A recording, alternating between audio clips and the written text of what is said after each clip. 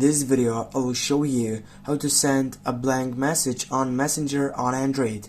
Firstly, I need to mention that there is no difference between working on Android and working on iPhone.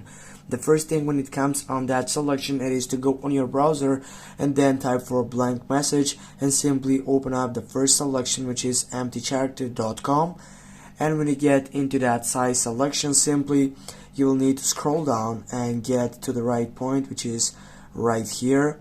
Just go copy to clipboard and click on that selection, and after you got copy that side, you simply get out from there and you're gonna go into your Messenger side, which is right here.